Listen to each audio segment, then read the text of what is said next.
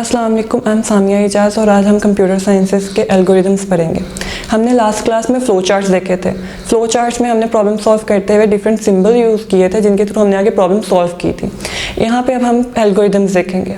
अब पहले हम एल्गोरिदम्स का यूज़ देख लेते हैं कि एल्गोरिदम्स हम किस लिए यूज़ करते हैं और एल्गोरिदम्स हम यूज़ क्यों करते हैं। तो फ़्लो चार्ट्स हमारे पास क्या थे, हम प्रॉब्लम सॉल्व करने के लिए स्पेसिफिक सिंबल्स को यूज़ करते हुए प्रॉब्लम सॉल्व कर देते थे एक स्पेसिफिक सीक्वेंस के अंदर। एल्गोरिदम्स में हमारे पास क्या होता है, हम प्रॉब्लम सॉल्व करने के लिए एक स्पेसिफिक सीक्वेंस के अंदर कुछ सिंबल्स यूज़ नहीं करते बल्कि उन्हें सिंपल नेचुरल लैंग्वेज में लिख देते हैं एज इट इज़। जैसे कि नॉर्मल इंसान कोई भी जो है काम करते हुए उनके स्टेप्स लिख देता है। इसकी सबसे बेस्ट एग्जांपल हमारे पास क्या है, रेसिपीज़ की। सीक्वेंस ऑफ स्टेप्स है, स्टेप बाय स्टेप हमने हर चीज़ चेक करनी होती है और हर चीज़ प्रॉपर्ली लिखी होती है, उसमें कोई सिंबल्स वगैरह यूज़ नहीं हो रहे होते। तो एल्गोरिदम्स में हमारे पास यही होता है, नेचुरल लैंग्वेज में, सिंपल अपनी फॉर्मल लैंग्वेज में हमने क्या करना है, step to solve a problem लिख लेने हैं। अब इसमें हमारे पास होता क्या है, जब हम जो है ये हम क्यों जो है सिंपल लैंग्वेज में लिख रहे हैं। अब फ्लो चार्ट हमारे लिए प्रोग्रामर्स के लिए है, यानी अगर नॉन प्रोग्रामिंग पर्सन है जिसे फ्लो चार्ट्स का नहीं पता, उसे उन सिंबल्स का नहीं पता, उसे नहीं पता कि ये डायमंड सिंबल डिसीजन मेकिंग के लिए यूज़ हो रहा है, तो वो उस पॉइंट पे आके क्या करेगा। तो उसके लिए हमने क्या किया, उसके लिए हमने एल्गोरिदम्स बना दिए। अब एल्गोरिदम्स को वो क्या करेगा, डायरेक्टली पढ़ेगा, एक स्टेप्स में लिखा होगा वो डायरेक्टली पढ़ेगा, उसे समझ आ जाएगी कि कैसे हमने ये प्रॉब्लम सॉल्व किया। अब यहाँ पे हम अपने एल्गोरिदम्स देखेंगे कि एल्गोरिदम्स होते क्या हैं। तो अभी मैंने आपको क्या बताया, एल्गोरिदम्स हमारे पास क्या होते हैं, लिस्ट ऑफ स्टेप्स होते हैं। तो एल्गोरिदम हम किसे कहते हैं, लिस्ट ऑफ स्टेप्स को। तो अब ये लिस्ट ऑफ स्टेप्स करते क्या है, लिस्ट ऑफ स्टेप्स हमारे पास कैसे होते हैं, लिस्ट ऑफ स्टेप्स यानी लिस्ट में लिखे होंगे वन बाय वन, उनका सीक्वेंस होगा। तो एल्गोरिदम्स की हम कुछ कैरेक्टरिस्टिक्स में क्या लिख सकते हैं, sequence of steps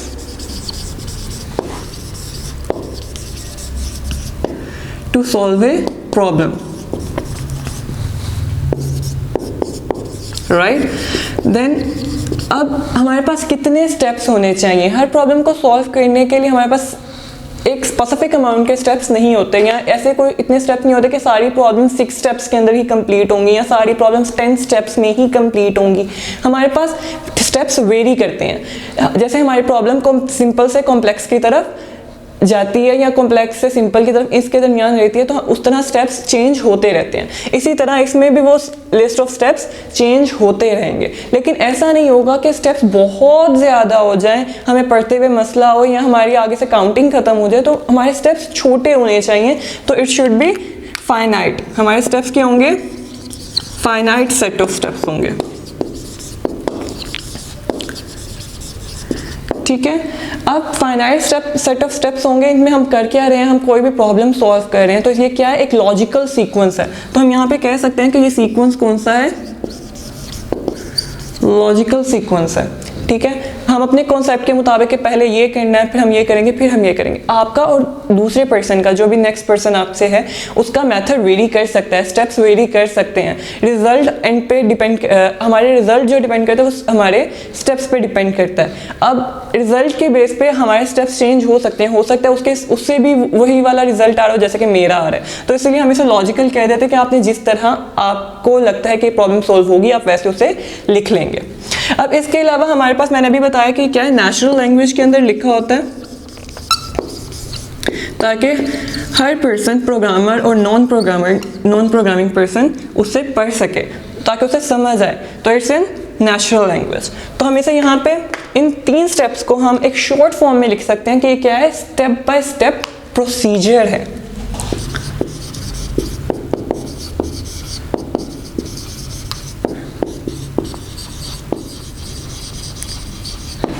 step by step procedure है। अब हम अगर इसे देखें तो यहाँ पे हमारी क्या है, डेफिनेशन कंप्लीट हो रही है एल्गोरिदम्स की। एल्गोरिदम हमारे पास क्या होते हैं, सेट ऑफ स्टेप्स होते हैं टू सॉल्व अ प्रॉब्लम, ठीक है। तो वही हमने बता दिया, उसी चीज़ को हमने यहाँ पे इलेबोरेट कर दिया।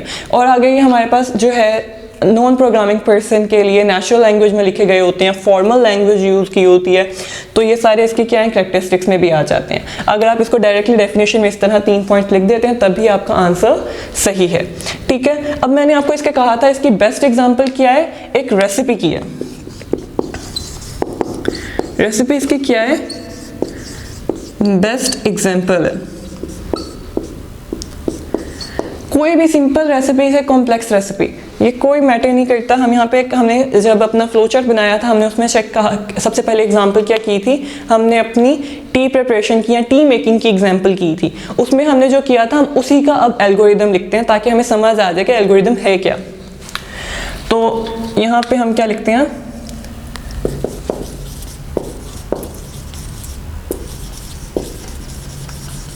टी प्रिपरेशन का हम क्या लिखने लगे, एल्गोरिदम। अब जिस तरह हमारे पास फ्लो चार्ट स्टार्ट होता था, इसी तरह एल्गोरिदम स्टार्ट होते हैं, तो हम इसके स्टेप्स भी लिखते हैं यहाँ पे साथ साथ। स्टेप 1, तो पहले क्या है स्टेप, स्टार्ट करना है, तो हम डायरेक्टली उसमें लिख देंगे स्टार्ट। देन स्टेप 2, चाय बनाने के लिए हमें केटल चाहिए, तो ऑब्वियसली टेक अ केटल।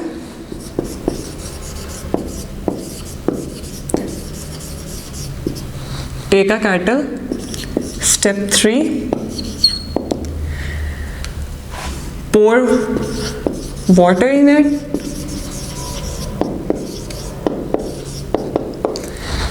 पानी डाल दिया। Step 4, put kettle on the fire।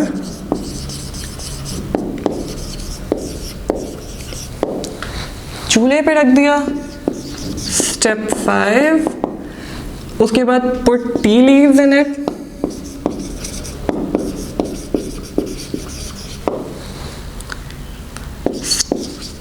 Step 6, put milk and sugar। Step 7, boil it या wait till boil।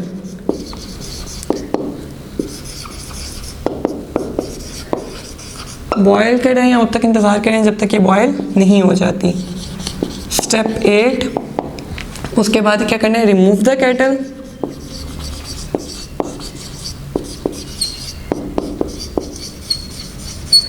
And then stop. जहाँ पे स्टार्ट किया था तो हमें वहाँ पे से स्टॉप भी करना। अब ये मेरे स्टेप्स थे जो कि मैंने क्या लिखे हैं 9 स्टेप्स में, जो ये प्रोसीजर था जो मैंने 9 स्टेप्स में लिखा है। अब ये वेरी कर सकता है। अब मैं यहाँ पे टेक अ केटल जैसी और रिमूव अ केटल जैसी अननेसेसरी थिंग्स निकाल भी सकती हूँ, डाल भी सकती हूँ। इसके अलावा मैं यहाँ पे भी एक स्टेप्स ऐड कर सकती हूँ, पुट टी लीव्स के बाद wait till the colour, till the water take the colour, और जब तक पानी के अंदर कलर नहीं आ जाता तब तक वेट करें। तो यहाँ पे एक और स्टेप भी आ सकता है। तो ये सारे आपके अपने प्रोसीजर्स हैं, आपके अपने स्टेप्स हैं, जैसे कि आप यूजुअली काम करते हैं। तो इसमें क्या है, इस तरह हमने क्या लिखा है, प्रॉपरली सीक्वेंस के अंदर के स्टेप बाय स्टेप हमने क्या क्या काम करना है हमने वो लिख दिया। तो इस तरह क्या होगा, हमारी प्रॉब्लम सॉल्व करते हुए इजी हो जाएगा।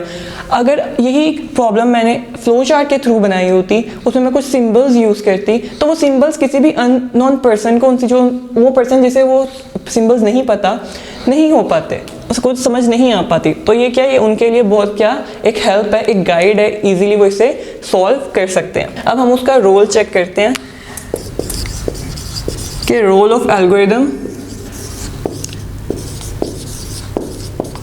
प्रॉब्लम सॉल्विंग में क्या है।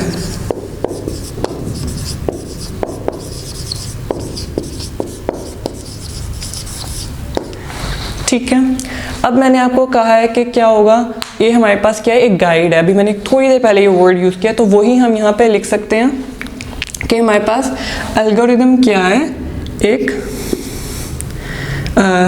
स्टेप बाय स्टेप गाइड है। किसके लिए, टू अ प्रॉब्लम सॉल्वर। जिसने भी एक प्रॉब्लम सॉल्व करनी है, जिसने भी वो काम करना है, तो वो उसके लिए ये क्या है, एक गाइड है। एज योर की बुक्स और गाइड्स, वो वाली गाइड, उसी तरह ये भी एक प्रॉब्लम सॉल्वर के लिए गाइड है। दूसरा क्या है, ये क्या है, कंप्लीट डिस्क्रिप्शन होती है इसमें कि प्रॉब्लम को सॉल्व कैसे करना है। तो इसमें हमारे पास क्या होगी, कंप्लीट डिस्क्रिप्शन। डिस्क्रिप्शन किसकी होगी, ऑफ सॉल्यूशन, सॉल्यूशन का हमें बताया होगा कि हमने ये वाला स्टेप क्यों किया है और इस स्टेप में हम कर क्या रहे हैं और इसके बाद हमने ये क्यों किया ये भी हमने इसमें बताया होता है, तो इसमें हमारे पास सारी डिस्क्रिप्शन आ जाती है। अब एल्गोरिदम्स हमने लिख लिए हैं, एल्गोरिदम्स करने के बाद वाला हम क्या करते हैं, हमने बेसिकली ये प्रॉब्लम्स कंप्यूटर पे सॉल्व करनी है। हर प्रॉब्लम कंप्यूटर के अंदर सॉल्व होती है और हमारा मेन यहाँ पे यही है कि हम कंप्यूटर में प्रॉब्लम सॉल्व करना सीखें। लेकिन अब हम एल्गोरिदम्स लिख रहे हैं तो एल्गोरिदम्स कंप्यूटर ये वाले एल्गोरिदम्स ये भी नहीं समझ सकता, लेकिन आगे जब हमने कंप्यूटर प्रोग्राम में इन एल्गोरिदम्स को कन्वर्ट अपने प्रॉब्लम को सॉल्व करना है तो ये एल्गोरिदम्स हमें हेल्प करते हैं। हम इन एल्गोरिदम्स को ही कंप्यूटर प्रोग्राम में कन्वर्ट करते जाते हैं इस ही सीक्वेंस के साथ।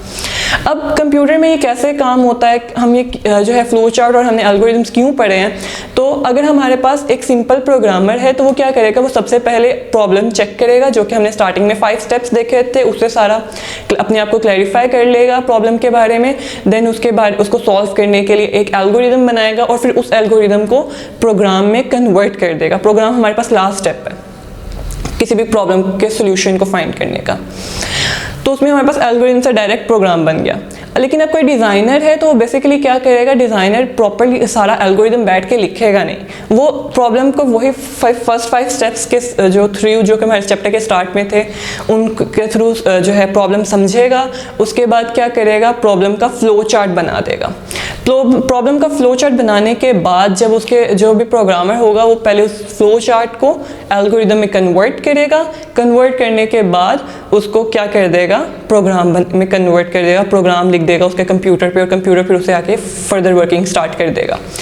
अब इसमें अहम चीज़ क्या है, ये बात नहीं है कि आप आइदर फ्लो चार्ट बना लो या एल्गोरिदम बना लो, दोनों की इंपॉर्टेंस अपनी अपनी जगह पे है। फ्लो चार्ट किसके लिए इजी है, डिज़ाइनर के लिए। एल्गोरिदम किसके लिए इजी है, प्रोग्रामर के लिए। तो हर फील्ड में हर पर्सन के लिए दोनों की अपनी अपनी इंपॉर्टेंस है, तो हम इसलिए दोनों को पढ़ते हैं। ठीक है, तो अब ये हमारे पास क्या थी, एल्गोरिदम का रोल था प्रॉब्लम सॉल्व करते हुए। ठीक है, अब हम इसमें कुछ एक जो है एक्स्ट्रा पॉइंट या टिप कर लेते हैं कि हमारे पास गुड क्वालिटीज़ क्या होती हैं एल्गोरिदम की। इसमें हम बेसिकली पुराने वाला ही पुराना जो हमें अभी डेफिनेशन में देखा और रोल में देखा उसी की बेस पे आगे हम इसकी गुड क्वालिटीज़ लिखते हैं। अब हमारे पास क्या होता है, मैंने आपको बताया एल्गोरिदम मस्ट बी फाइनाइट। कोशिश करें आपका एल्गोरिदम कम से कम स्टेप पे आए, जितने कम स्टेप्स होंगे उतनी जल्दी वो क्या होगा, इजीली और जल्दी परफॉर्म हो जाएगा। Then your algorithm must be finite. Then आपका एल्गोरिदम क्या होना चाहिए, प्रिसाइज होना चाहिए। प्रिसाइज से क्या मतलब है, उसकी एक स्टेटमेंट लंबी लंबी नहीं होनी चाहिए। अगर हमने पहले जो एग्जांपल किया उसकी स्टेटमेंट्स क्या छोटी छोटी हैं, फर्दर जो है हद जो है 10 वर्ड्स आ रहे हैं उसमें, तो आपकी स्टेटमेंट्स छोटी छोटी होनी चाहिए, सिंपल होनी चाहिए, कॉम्प्लेक्स नहीं होनी चाहिए, सिंपल और छोटी स्टेटमेंट्स होनी चाहिए हर स्टेप में। अब ये ना हो कि आप एक स्टेप में पूरा पूरा पैराग्राफ लिख रहे हैं, नहीं, ऐसा नहीं होना चाहिए। तो ये प्रिसाइज होनी चाहिए, यूनिक होनी चाहिए, यानी हर स्टेप जो है दूसरे से यूनिक हो, सेम स्टेप बीच में ना आ रहा हो, तो उसे क्या कहेंगे हम कि यूनिक है। हर स्टेप की अपनी एक स्पेसिफिक है और अगर हम एक स्टेप परफॉर्म करते हैं तो हमारा एक उसका जो सब टास्क है, सब प्रॉब्लम है वो सोल्व हो जाएगी। तो ये यूनिक हमें इस बात को करता है। उसके बाद हम कह सकते हैं इफेक्टिव होना चाहिए। What does this effective mean? हमारा एल्गोरिदम जब प्रॉब्लम हम उससे सॉल्व करें तो वो प्रॉब्लम को सॉल्व करे, वो एल्गोरिदम सही होना चाहिए, बिल्कुल इफेक्टिव होना चाहिए, उससे हमारी उससे रिलेटेड जितनी भी प्रॉब्लम्स हैं वो सॉल्व होनी चाहिए। तो इफेक्टिव में हम ये कह सकते हैं। इसके अलावा हमारे पास हमारे एल्गोरिदम के अंदर हमारी इनपुट स्पेसिफाइड होनी चाहिए और हमारी आउटपुट्स जो हैं वो स्पेसिफाइड होनी चाहिए। अब इससे क्या मतलब है कि हमने उसमें प्रॉपर्ली आइडेंटिफाई करना है और प्रॉपर्ली बताना है कि ये वाला स्टेप में हम इनपुट ले रहे हैं, ये वाले स्टेप में हम आउटपुट ले रहे हैं। जिस तरह हम स्टार्ट और स्टॉप का बताते हैं इसी तरह हम इनपुट और आउटपुट का भी उसमें बताएंगे। तो ये हमारे पास क्या है, गुड क्वालिटीज़ हैं गुड एल्गोरिदम की, गुड एल्गोरिदम की। ठीक, अब इसके बाद हम क्या है, इसका थोड़ा कीवर्ड्स देख लेते हैं। क्या देखने लगे हैं, एल्गोरिदम्स के कीवर्ड्स चेक करने लगे हैं। एल्गोरिदम्स के हमने जैसे पीछे डेफिनेशन और जो है उसकी इंपॉर्टेंस और रोल चेक किया, उसकी गुड क्वालिटीज़ चेक किए, उसके बेस पे हम इसके क्या लिखेंगे, कीवर्ड्स लिख लेंगे।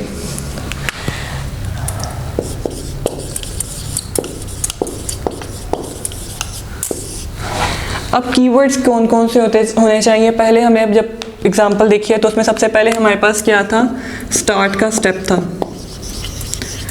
तो फर्स्ट कीवर्ड हमारा क्या है, स्टार्ट है, कि जब भी हम अपना एल्गोरिदम स्टार्ट करने लगेंगे तो हम उसके टर्मिनल्स बताएंगे कि ये वाले पॉइंट जो टर्मिनल है ये उसका स्टार्टिंग टर्मिनल है और ये उसका टर्मिनल एंडिंग टर्मिनल है। तो हम उसमें स्टार्ट और एंडिंग टर्मिनल बताएंगे। तो फर्स्ट वाला हमारे पास क्या होता है, स्टार्ट होता है। जैसे कि हम फ्लो चार्ट में देखते थे, स्टार्ट के बाद हम इनपुट्स लेते थे, तो इसमें भी हम क्या लेंगे, इनपुट्स चेक करेंगे। तो स्टार्ट के बाद इनपुट्स चेक करेंगे। अब इनपुट्स में हमारे पास जो भी हमने वैल्यूज़ ली होंगी उसको एक स्पेसिफिक वेरिएबल के अंदर रखवाएंगे। अब इससे क्या मतलब है, मैंने अगर 30 यूज़र से वैल्यू लेनी है तो मैं डायरेक्ट अपने एल्गोरिदम को या अपने प्रोग्राम को 30 नहीं दूंगी, बल्कि उसे किसी एक वेरिएबल के अंदर रखवाऊंगी, यानी कि a को 30 के इक्वल कर दूंगी। कोई भी अल्फ़ाबेट ले सकती हूँ, कोई भी नेम ले सकती हूँ, तो वो क्या है, उसे 30 के इक्वल कर दूंगी, उस वैल्यू के इक्वल कर दूंगी। तो यहाँ पे ये मैं जब एक्सेस करने लगूंगी तो इस नेम को एक्सेस करूंगी, ना ही कि इस नंबर को। तो ये मेरे पास क्या है, वेरिएबल है जिसके थ्रू मैंने अपनी वैल्यू एक्सेस करनी है। और वेरिएबल इसको हम चेंज कर सकते हैं ड्यूरिंग टाइम। वेरी का मतलब ही क्या होता है, चेंज, मीन्स चेंजेबल, जो कि इजीली चेंज हो सकता है। तो ये वेरिएबल है और इसमें होता क्या है, हम अपने कंप्यूटर में उसे मेमोरी दे देते हैं, मेमोरी एलोकेट कर देते हैं। और अगर कंप्यूटर में नहीं है तो हम इसे सिंपल कह सकते हैं कि हमने इसे एक स्पेसिफिक जगह पे जो है रख दिया है, एक स्पेसिफिक जगह हमने इसे एलोकेट कर दिया है जहाँ पे इसने ये वाली वैल्यू स्टोर करनी है। तो अगर ये मेरे पास वो जगह है तो इसमें 30 सेव होगा और इस जगह का नाम मेरे पास क्या होगा, अली होगा। ठीक है, तो यहाँ पे मैंने क्या किया, अगर इनपुट लिया है तो मैं वेरिएबल के अंदर इनपुट्स को एलोकेट करूँगी। थर्ड पे हम क्या करते हैं, हम प्रोसेसिंग करते थे। हम प्रोसेसिंग करते थे कि मेरा जो रेक्टेंगल है उसका area is equals to length into width है। तो ये क्या है, ये प्रोसेसिंग सिंबल है।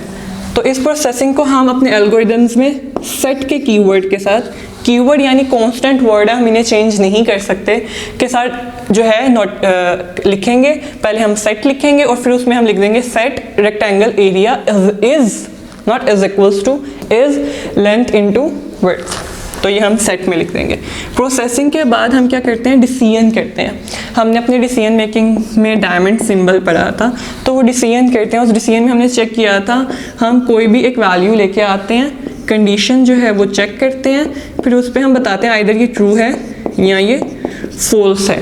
तो ये ट्रू और फॉल्स, ये हमारे पास क्या है, इफ़ कंडीशन ट्रू है तो यहाँ पे आ जाओ, अगर कंडीशन ट्रू नहीं है एल्स तो इस पार्ट पे चले जाओ। तो ये इफ़ और एल्स की स्टेटमेंट है, तो वो ही हमारे पास उसके कीवर्ड्स हैं, इफ़ एल्स। पहले हम इफ़ के साथ अपनी कंडीशन चेक करेंगे, अगर वो कंडीशन पूरी नहीं होगी तो दूसरा पार्ट हमारा एल्स का होगा।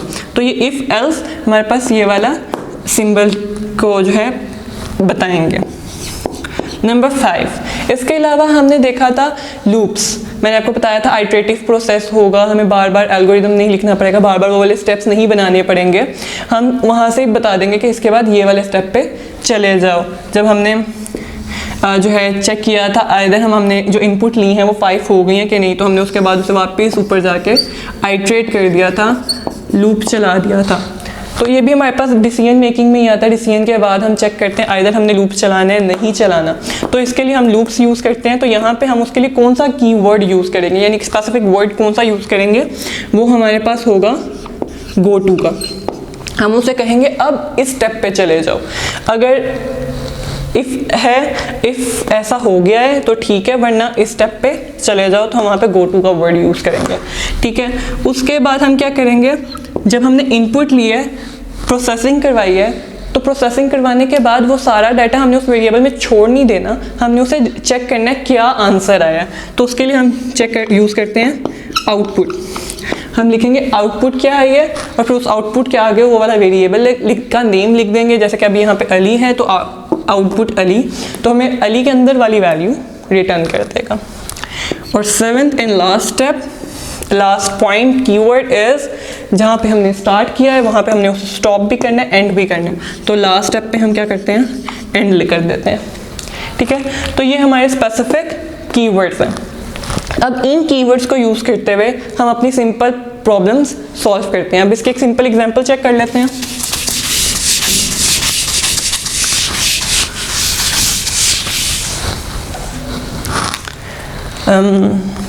ओके, हम एक एग्जांपल ले लेते हैं। हमने क्या करना है, यूज़र से लेने हैं इनपुट 5 नंबर्स और उसका हमें सम